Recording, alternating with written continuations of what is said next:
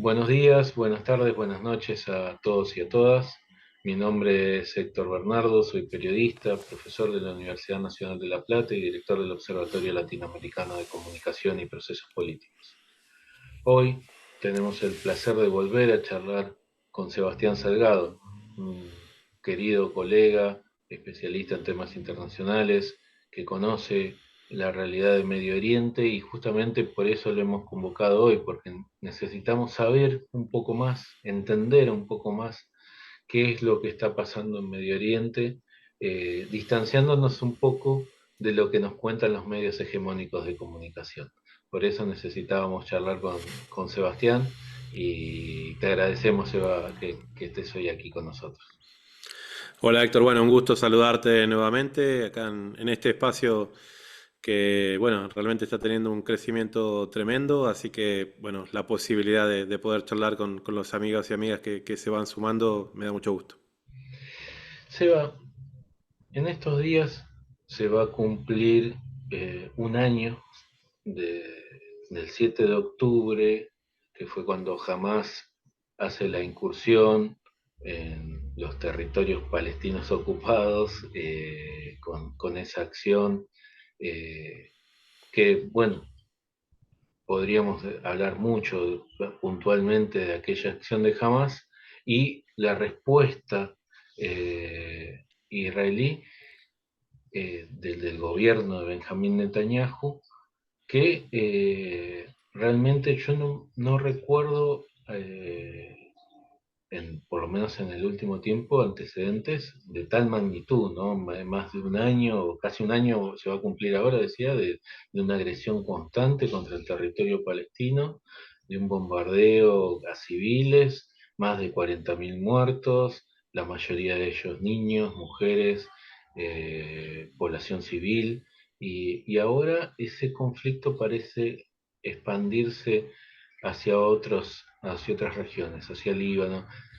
¿Qué, qué elementos destacarías de lo que pasó en este año, eh, eh, en este conflicto tan lejano desde lo conceptual para nosotros y a la vez tan que nos vincula tanto?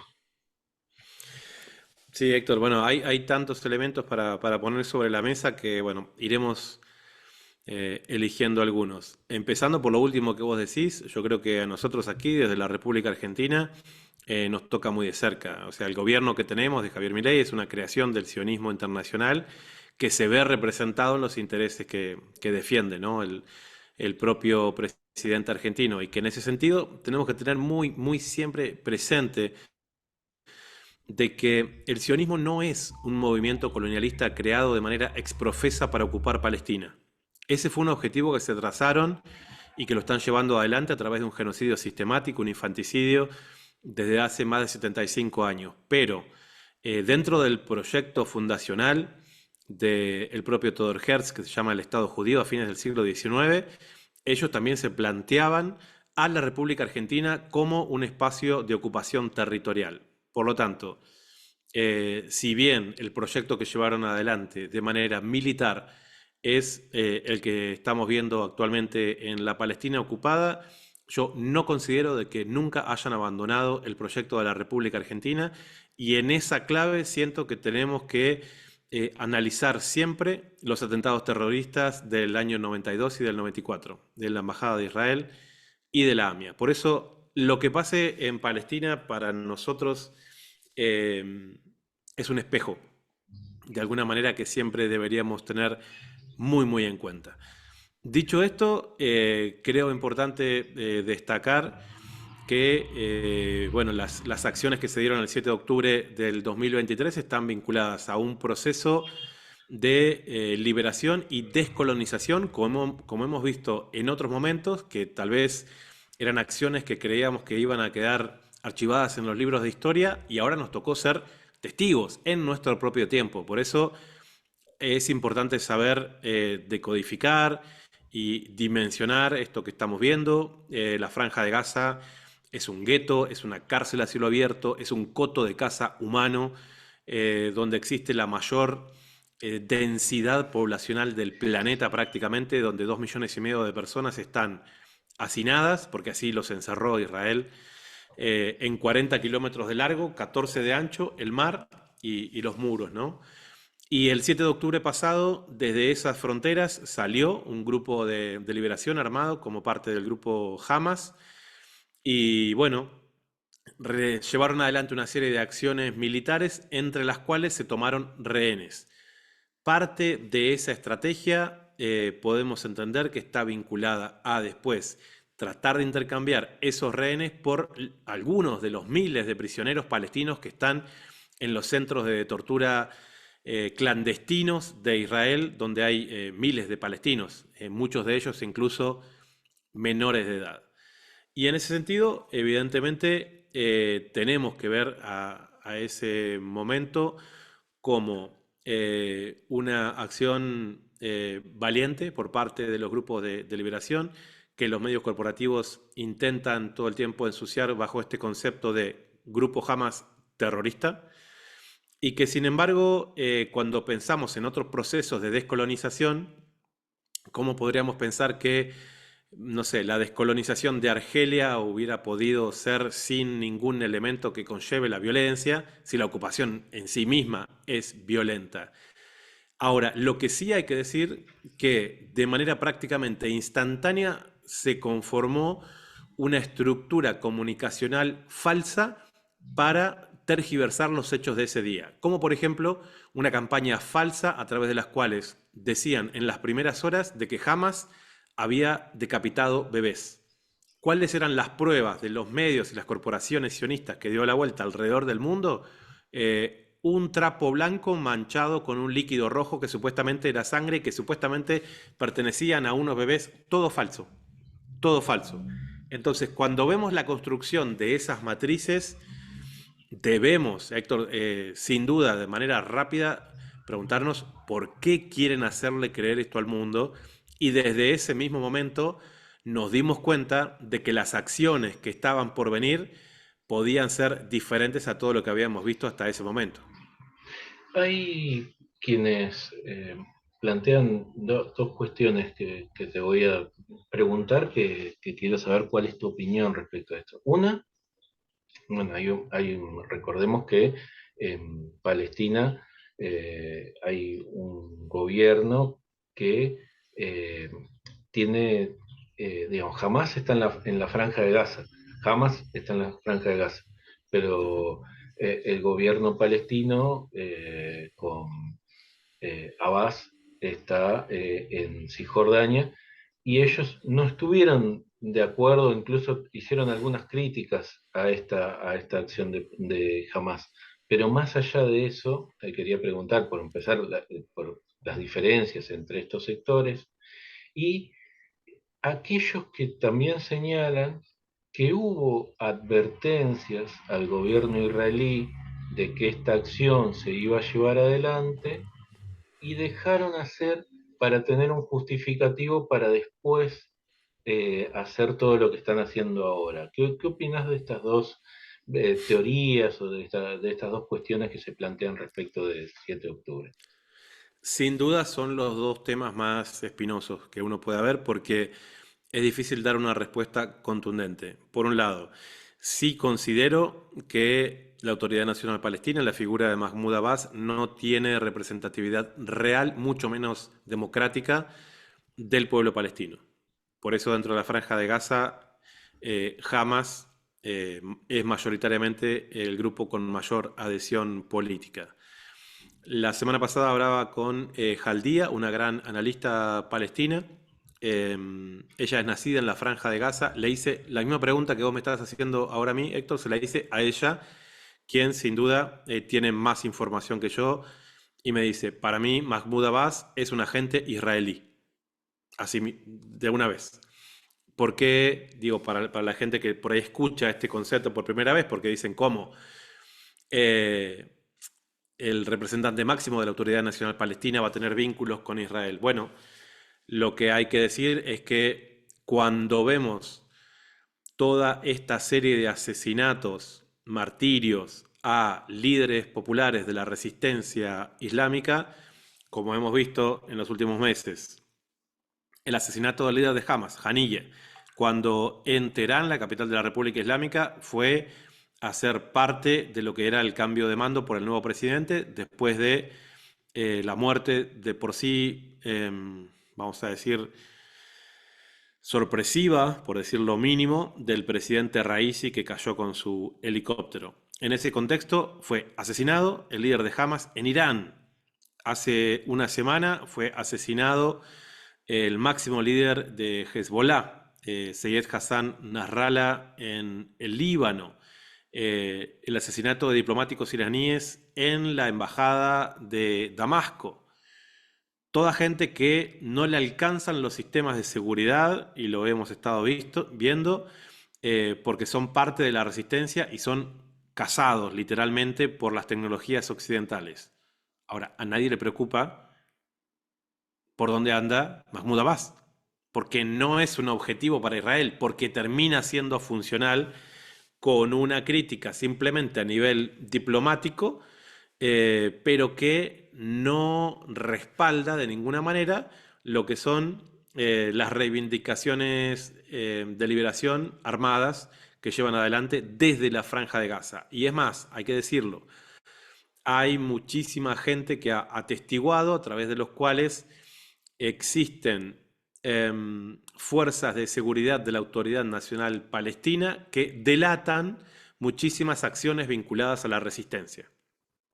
Y esa información se la dan a las autoridades israelíes. Por eso, Jaldia, una analista palestina, desde la perspectiva de ella, Mahmoud Abbas es directamente un agente israelí. Claro, eso nos pone, Héctor, en una situación muy incómoda con, vamos a decir, la gente que podemos llegar a apreciar mucho vinculado a las representaciones en las embajadas palestinas que conocemos en diferentes lugares del mundo, porque de golpe pueden ser gente, no sé, bien intencionada, quiero pensarlo en esos términos, pero que no representa evidentemente una respuesta a la altura de la situación, del sufrimiento de este genocidio e infanticidio del pueblo palestino.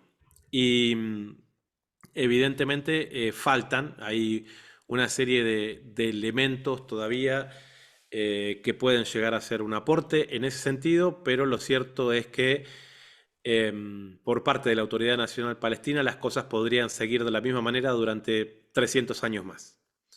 Dicho esto, ¿qué es lo que pasó con el 7 de octubre? Porque todo lo que viene después evidentemente empeoró la situación del pueblo palestino.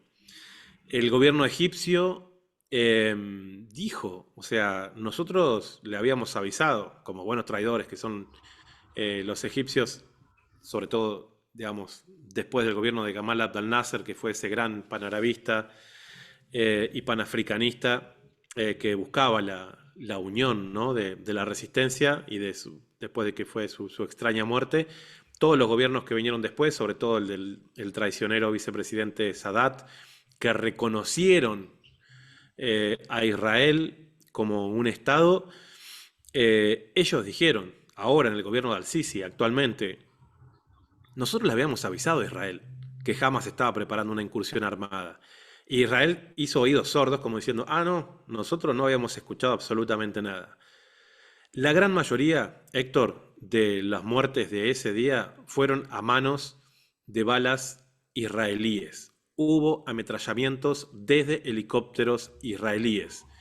Ellos tuvieron que reconocerlos porque hay videos, y la excusa que dicen es, nosotros no podíamos permitir que tomaran rehenes israelíes, entonces teníamos que disparar.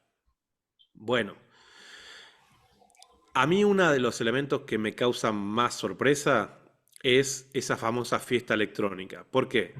Porque si el gobierno egipcio dice, nosotros ya le avisamos a Tel Aviv de que se estaba preparando sobre esos días una acción armada, vamos a decir, por parte de Hamas, la primera cosa que haces es suspender una fiesta electrónica justamente en ese lugar. Sin embargo, hicieron lo contrario, y es una fiesta electrónica donde iban jóvenes de diferentes partes del mundo. Entonces, la victimización de lo que ahí pase iba a dar la vuelta al planeta. Entonces, eso resulta doblemente sorprendente. Y por último, o sea, sin menospreciar realmente, porque uno ve la valentía de los combatientes de Hamas, toda esa cuestión vinculada a las ala deltas, que se pueden desplazar, pero son vehículos aéreos extremadamente lentos, fáciles, vamos a decir, de ametrallar. eh, bueno, nos generan desde el análisis del ámbito militar muchas preguntas, muchas preguntas. Esto no significa que nosotros pongamos en tela de juicio la valentía de ese proceso de liberación. Sin embargo, como vamos a decir, una acción de contrainteligencia, daba la sensación de que Israel los estaba esperando y que las acciones que vimos de ahí en adelante terminaron siendo una especie de justificativo para el genocidio que vino después, que ya ahora no solamente se está dando en Palestina todo, tanto en Gaza como en Cisjordania, sino también en el Líbano. Te iba a preguntar justamente eso, ¿nos podés contar un poco cómo se ha expandido tanto el Líbano, Siria y la respuesta que hubo recientemente de Irán? Sí, ahí hay una concatenación de sucesos. Todo el mundo esperaba después del 7 de octubre del 23 qué iba a decir Seyyed Hassan Nasrallah, el líder de Hezbollah, porque el movimiento de resistencia a Hezbollah tiene mayor poder de fuego que Hamas, tiene mayor poder de organización que Hamas porque ellos, digamos, tienen fronteras permeables donde se pueden pertrechar, abastecer, entrenar con la República Árabe Siria, con la República Islámica de Irán. Eso es una realidad y nadie tiene interés en negarlo. Dicho esto, yo recuerdo mucho el discurso de Nasrallah que dijo, nosotros saludamos las acciones del 7 de octubre, pero nosotros entramos en solidaridad el 8. ¿Qué quiso decir Nasrallah, el líder del movimiento Hezbollah? De que ellos no fueron parte de la preparación y que entonces, si algo de la hipótesis que acabamos de marcar recién, en la cual Tel Aviv podría tener información para generar acciones que vayan, vamos a decir, en un sentido de que den una respuesta militar por sobre la situación y que la terminen usando de excusa para los bombardeos que vinieron después, de eso Hezbollah no participó. Ahora, eso no significó que abandonaran a la resistencia palestina y ellos salieron en defensa del pueblo palestino, aumentando de manera exponencial las acciones militares contra el territorio de la Palestina ocupada, porque hay que recordar que hay un territorio que si bien Israel ocupó durante muchos años, que llegó todo el sur del Líbano hasta prácticamente la capital Beirut, hay otra parte que son las famosas granjas de Sheba, que es territorio del Líbano y que están ocupadas por Israel. Lo mismo pasa en las alturas del Golán sirio, eso es Siria, y están ocupadas por Israel. Israel no solamente ocupa territorio palestino, eso hay que tenerlo muy en cuenta. Y en ese sentido, el nivel de solidaridad de Hezbollah para con Hamas fue admirable, porque generaron una serie de acciones en los cuales, claro, Israel pasó a tener varios frentes al mismo tiempo y lógicamente los palestinos todos lo sintieron como un respaldo muy importante.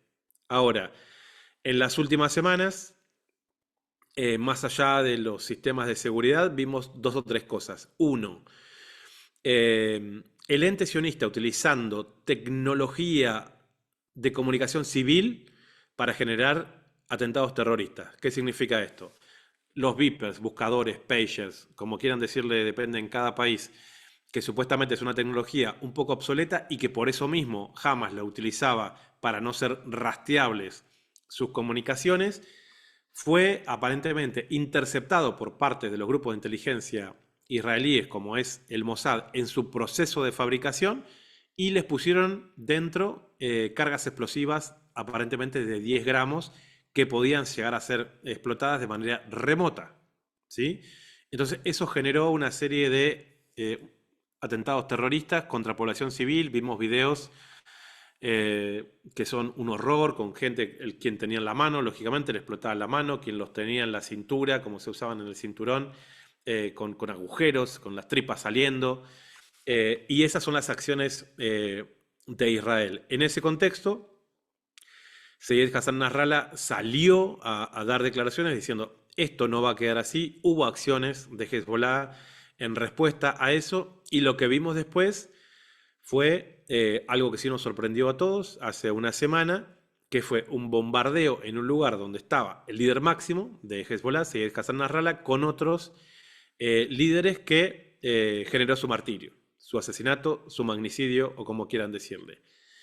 Y en ese sentido, ahí sí, creo yo que la República Islámica de Irán sintió de alguna manera ese golpe fuerte, casi con las mismas dimensiones cuando Donald Trump asesinó a Qasem Soleimani hace 5 años en Irak, quien era el máximo líder del ejército de la República Islámica, y lo asesinaron con un dispositivo de drones en Irak, no en Irán, pero al máximo líder del ejército iraní.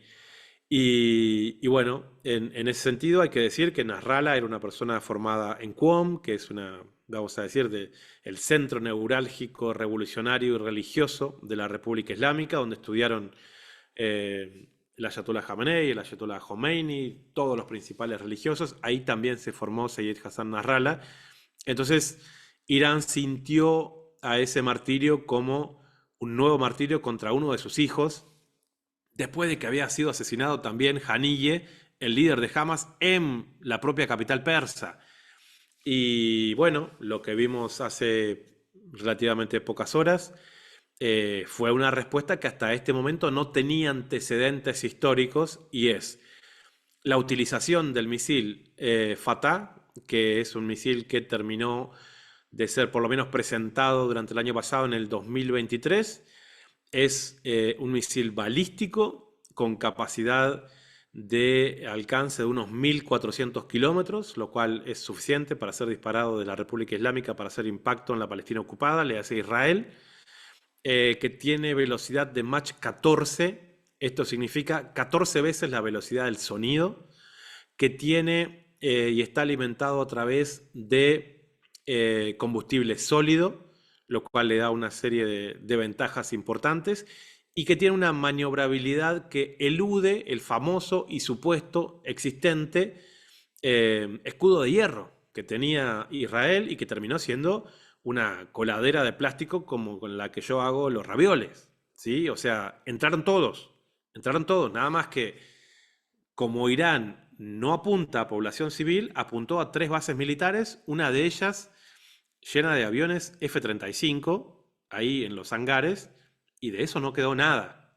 Entonces, se comprobaron 2 o 3 cosas. Primero, que la cúpula de hierro no era tal, que la República Islámica está en condiciones de responder sin temor a la respuesta que puede haber por parte incluso de la presencia de portaaviones estadounidenses en el Golfo Pérsico, y que al mismo tiempo, y termino con esto, el pueblo iraní, y esto es algo importante, Héctor, generó un poco esta respuesta, ¿sí? Y esto es importante. ¿Por qué? Porque demuestra que el movimiento de la revolución islámica está muy vivo, ¿sí? Ahí vos no tenés una población iraní que diga, no, vamos a mantener distancia porque como sea, atacaron al Líbano, atacaron a Palestina, pero estemos tranquilos.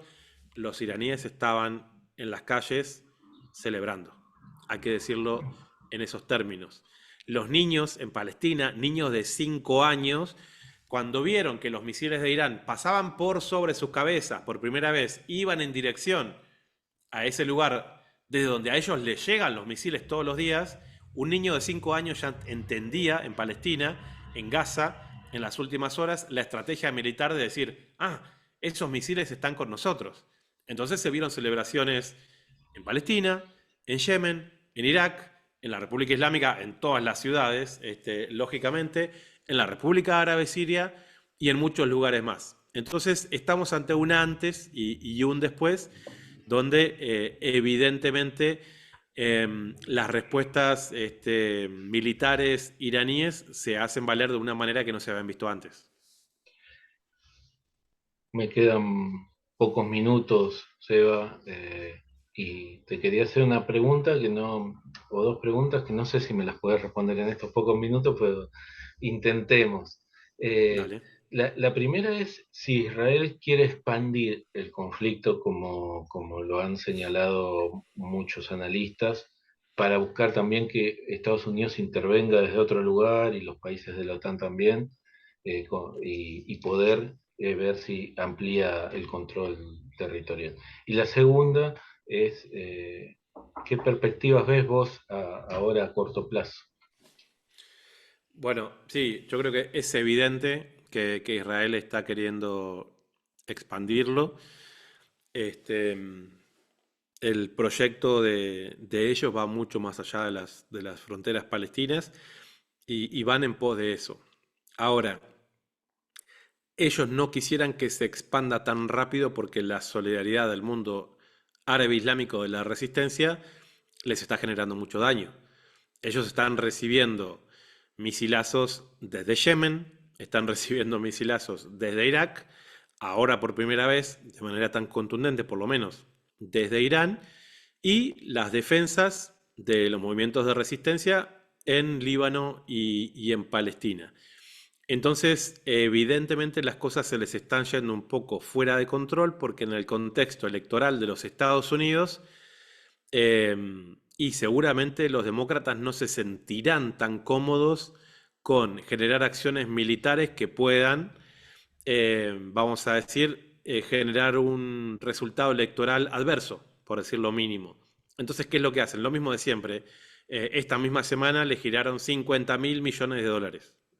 Y con eso que, bueno, compran armamento estadounidense. Entonces, Estados Unidos de alguna manera genera esa especie de keynesianismo militar para que todos sigan comiendo las fuerzas del Pentágono y al mismo tiempo toda la estructura de defensa estadounidense,